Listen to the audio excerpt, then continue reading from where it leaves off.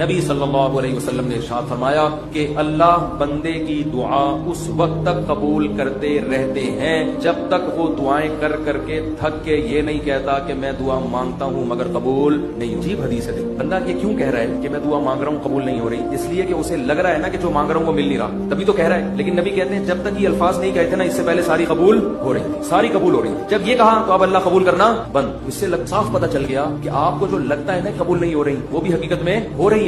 یہ ہم بیوقوف ہے جو ہم سمجھ رہے کہ نہیں ہو رہی. کس طرح سے ہو رہی ہیں یہ کس پہ چھوڑ دو, اللہ. تو اپنے گھروں میں دعاؤں کا معمول بنائیں. اگر اس رمضان میں ہم صرف دعا کرنا ہی سیکھ لیں تو میں سمجھتا ہوں کہ یہ رمضان ہمیں بہت کچھ دے کر جائے. اور حضرت حکیم الامہ فرمایا کرتے تھے جن کو گناہوں کی عادت نہیں چھوٹ رہی نا تو وہ بھی اللہ سے دعاؤں میں مانگ لیا کریں کہ اللہ مجھے یہ عادت چھڑوا دے. تعلق ختم نہ کریں اللہ سے, لنک ختم نہ. اللہ کو وہ لوگ پسند نہیں ہے جو اللہ سے تعلق ختم کر دیں. لنگڑا لولا تعلق ہو, گناہوں کے بعد توبہ والا تعلق رکھو لیکن رکھو, تعلق ختم نہیں ہونا چاہیے.